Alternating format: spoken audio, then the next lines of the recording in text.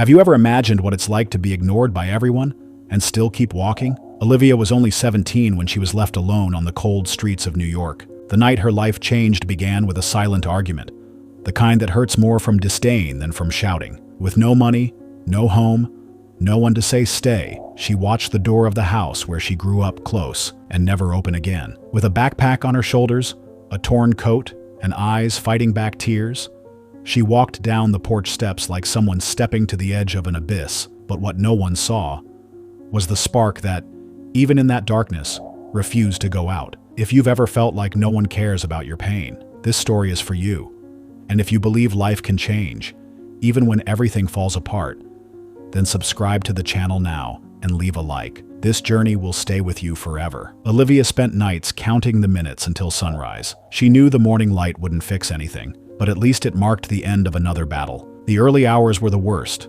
The cold pierced her skin, hunger hit like a punch to the stomach, and fear, it kept her awake, men passing by too slowly. Looks that said what words never needed to. Sometimes she pretended to sleep.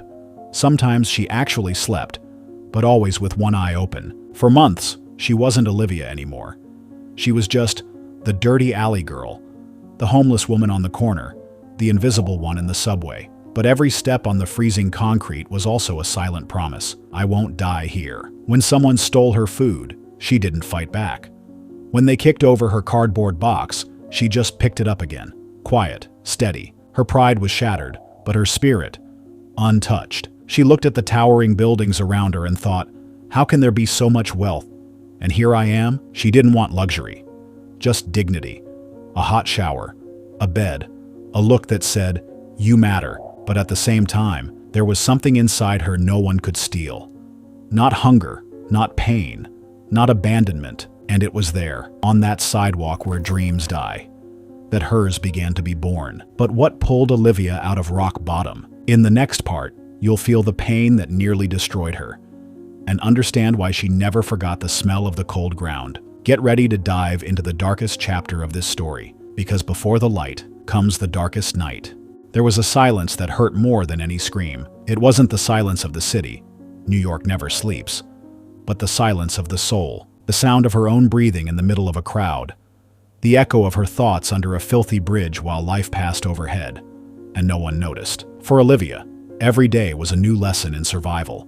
And every night, a new test of endurance against pain, humiliation, and the urge to just give up. She spent the first days believing someone would come for her. Maybe her mom would call. Maybe someone from school would ask. Maybe her dad would regret it. But no one came. And as weeks passed, hope turned to anger, then sadness, and finally, nothing. She stopped waiting. Hunger started as discomfort. Then it became pain. Then, part of her body. Eating fast food scraps from the trash no longer brought shame. Only relief. A stale bun, a half-eaten fry, sometimes a soda left on the sidewalk. It was all fate offered, and she took it. Head down, eyes that no longer cried. Sleep only when exhaustion beat fear. She chose spots with some foot traffic, but not too much. Corners with shade, but not too isolated. The street was a chessboard where one wrong move could cost her body or her life. Some days she woke up to people trying to steal her backpack. Others, she didn't sleep, guarding her body like it was the only thing she had left. Loneliness was the worst punishment. The cold passed. Hunger, she knew. But having no one to talk to, not hearing her name for weeks, not being seen, that broke her inside. When you go days without anyone looking you in the eye, you start to doubt you even exist. Olivia began talking to herself. Small sentences, tiny confessions to the sidewalk, to lampposts, to pigeons. Anything to remind her she was still there. Some nights, she thought about disappearing.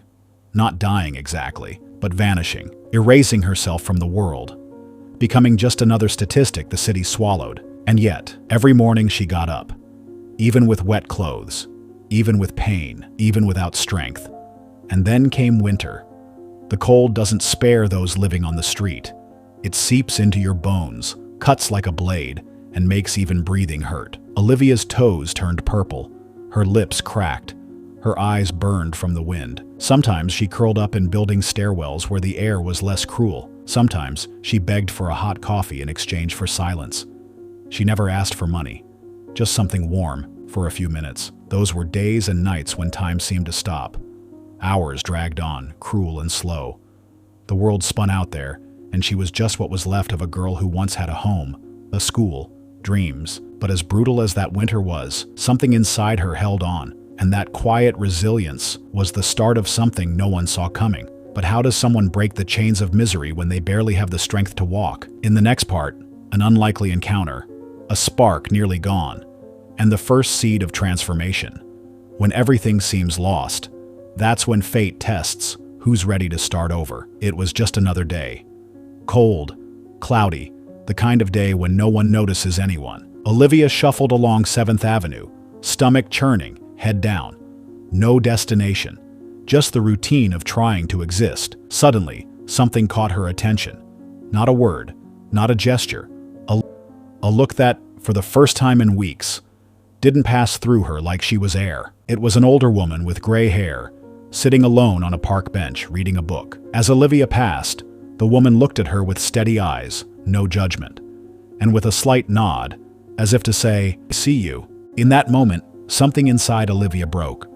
Or maybe began to rebuild. She hesitated, stopped a few feet away, looked back. The woman was still there, same look, same presence, and so, without knowing exactly why, Olivia walked closer. She didn't ask for anything, just sat on the bench nearby, silent. Minutes passed, and the woman, without looking up from her book, said only, "You look tired, dear. Want to share some tea with me?" It was the first true kindness in months. No strings attached, no trade. And it hurt, because when you go so long without being treated like a human, kindness feels almost unbearable. But Olivia accepted. The tea was lukewarm, the taste unforgettable. The woman's name was Evelyn. She wasn't rich, she wasn't famous, but she had something Olivia would never forget: time. Evelyn listened. No rush, no interruptions. And on that bench, Olivia told her story. No embellishments, no drama. Just the raw truth. Evelyn listened to every word like it mattered. And when Olivia finished, expecting pity or disgust, Evelyn said only, "You're too strong to stay where you are." Those words weren't magic. They didn't change everything overnight. But they lit something. A click, a small crack in the wall of despair. Evelyn didn't promise anything.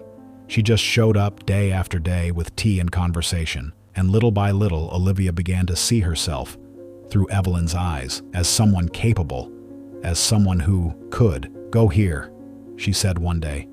"It's a shelter. It's not perfect, but it's better than the ground." Olivia hesitated.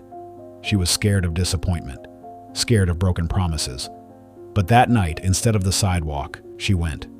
The shelter was cramped, but it had a roof, hot food, and most importantly, silence, the kind that soothes, not destroys. The first night in a bed felt strange. The mattress seemed like luxury. The rough sheet, a hug. She slept deeply for the first time in months. And when she woke up, something in her had shifted. Fear was still there, but there was room for a new feeling, hope. The next week, Evelyn didn't show up anymore. Olivia never knew if it was planned, but maybe it was fate saying, "Now it's up to you." And it was. At the shelter, she learned there were workshops, courses, services. It wasn't much, but it was a start. Olivia signed up for a street cleaning program. In exchange for food, guidance, and a little money.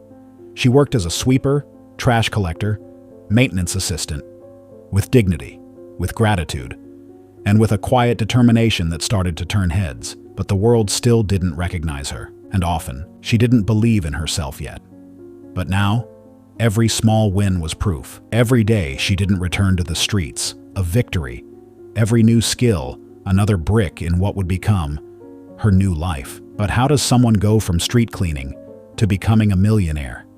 The answer starts with courage, grows with effort, and explodes with vision. And that's what you'll find out now. Life brought her to her knees. But what comes next is the first step toward flying. No one is born great, and freedom doesn't come free. Olivia learned this cleaning building stairs, hauling trash bags bigger than her, sweeping streets that seemed to spit her story back with every step. But she kept going, with borrowed earphones, a broom in hand, and a fire burning inside. Every day that started before sunrise, she told herself, "This isn't the end, it's the beginning." And it was. She used breaks to study, an old notebook, a borrowed pen, and YouTube videos watched on the shelter's phone. She learned about finance, small businesses, digital marketing.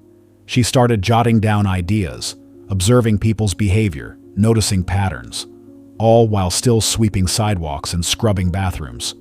The first spark of independence came in a casual conversation. A shelter friend complained about the price of natural cosmetics, saying she wanted something affordable, effective, and made by a real person, not big corporations. Olivia listened and wrote it down. She went to a community library, read about essential oils, homemade recipes, recyclable packaging, put it all together and tested it at the shelter. The first batch? 4 small jars of homemade scrub, made with sugar, coconut oil, and a hint of lavender.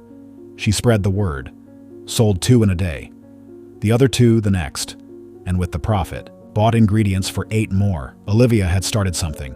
Still small, still fragile, but real. Double shift days began, mornings cleaning, afternoons producing, nights studying. Her hands cracked from handling products.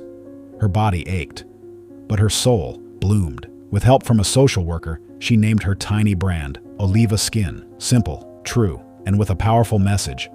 From the earth, for the skin, by someone whose skin was scarred by the street. She started selling at neighborhood markets, set up her stall with reused boxes, colorful cloths, and a shy smile that slowly turned into presents. Customers were drawn not just to the products, but to the story, and Olivia, without meaning to stand out, began to shine.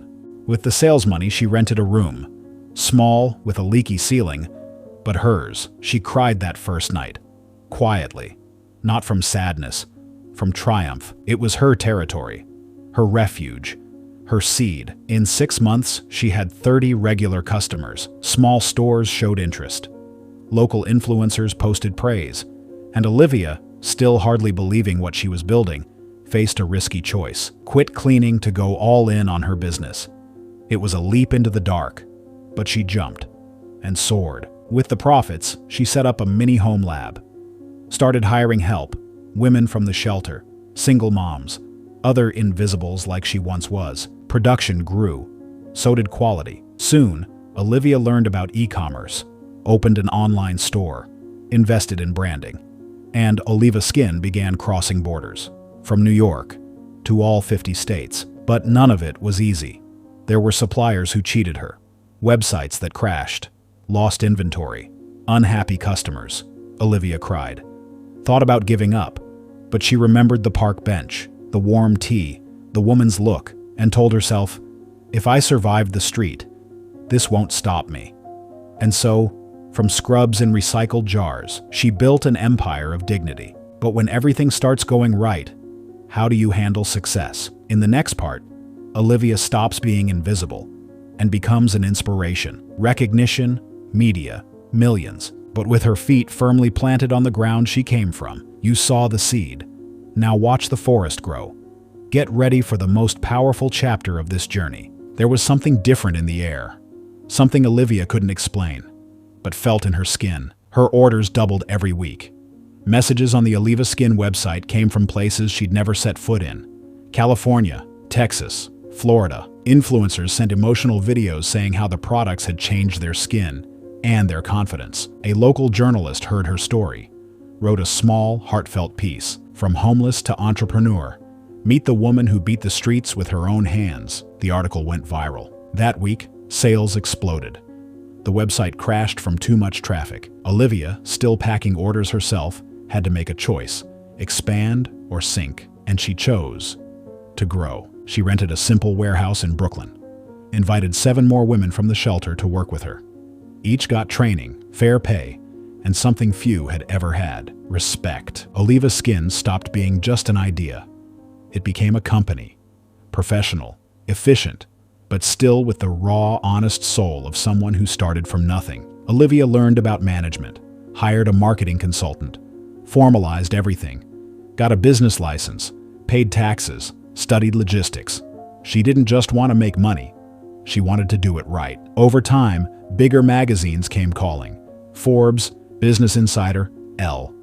They wanted to know how a woman, abandoned at 17, homeless until 22, had become CEO of a company now earning over $2 million a year. Olivia gave interviews with a calm voice.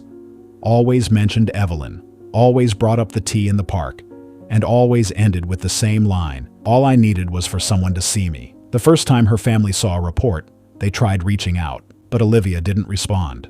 Not out of bitterness, but because she knew now she was the one writing her story, and she didn't want the ghosts of her past tainting the garden she'd grown with so much blood and faith. Her first million hit the bank at 29, a cold number for someone who'd slept with an empty stomach, but it carried the weight of every tear, every rejection, every... Olivia didn't celebrate with parties. She celebrated with jobs. At that milestone, she decided not just to hire, but to empower. She created an in-house program, Restart. Women who were homeless, abused, or unemployed could get temporary housing, training, and a guaranteed job. Because she knew one chance can change the world. Today, at 30, Olivia leads a team of over 150 people, mostly women, mostly forgotten by a society that judges without knowing. And the most beautiful part? No one there calls her boss. They call her Olivia, because she's not above them. She's beside them. The media kept chasing her story. They invited her to TED Talks, podcasts, international events. She went, but never lost her core. She always said, "I'm not an exception. I'm living proof that the impossible just needs a chance to become real." Olivia bought a small apartment overlooking the park where she met Evelyn. Every morning she passes by, sits on the same bench, drinks the same tea. Sometimes she talks to strangers. Sometimes she just watches, in silence, because she knows it all started there. But what does someone who's conquered the world do with that victory? In the next part, you'll see how Olivia turned her pain into an eternal legacy. She beat poverty, beat invisibility, but her greatest victory is still to come. And it's not about money, it's about purpose. Olivia had already achieved what many would call success: a stable bank account, a solid company, public recognition. But to her, none of that was what really mattered. What made her heart race was seeing someone walk into the Olivia skin warehouse with dull eyes, and months later, leave with a spark, head high, and a future in their hands. That was true wealth. She opened training centers in other states: Louisiana, Illinois, Oregon, places overlooked by public investment, places where women lived between poverty and resignation. Olivia didn't just offer jobs. She offered a door, and she made it clear, "I'm not here to save you. I'm here to walk with you." Over 600 women have gone through the Restart program. Many started their own businesses. Others built careers at Olivia Skin. Some even became partners. Olivia never wanted an empire of her own. She wanted a system where everyone could rise together. And she did it. One day, she got an unexpected call. It was a young woman named Claire.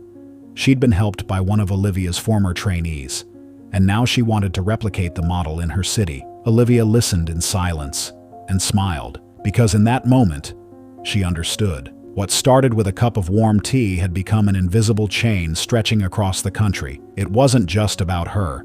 It was about everyone. She wrote a book, not about business, about dignity. Seen. That was the title.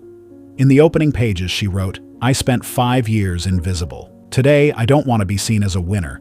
I want to be remembered as someone who learned to see others." The book became a bestseller. But for Olivia, the real reward was seeing its words on community center walls, tattooed on women's arms, read in classrooms. Olivia turned down offers for political roles, turned down million-dollar campaigns from big brands wanting her name. She said, "My face isn't what matters. It's the stories of the women who walked with me." That's why she never let her image stand alone. She always wanted her team beside her. No one wins alone. Over time, Olivia saw her family again, not out of need, but to close a chapter. She welcomed them with an open heart, but with boundaries. She had forgiven, but now she knew her worth. Today, at 30, Olivia is a symbol. But more than that, she's a root. She planted something in the concrete of the city that once cast her out. And that root grew, strong, unstoppable, real. In one of her talks, a child raised their hand and asked, "Don't you hate the people who abandoned you?" Olivia smiled, knelt to the child's level and said, "Because if I'd held on to hate, there wouldn't have been room for what really matters: rebuilding." And that's what Olivia did. She rebuilt herself, rebuilt others, rebuilt the idea that being on the street is the end of the line. It's not. Sometimes it's just the first step on a road that leads to the extraordinary. If you're on the ground right now, don't feel small. A seed starts buried too. If this story touched you, inspired you, or if you know someone who needs to hear it, like this video, subscribe to the channel, and share it. Someone might be waiting for exactly this message to change everything, and you could be the link in that chain.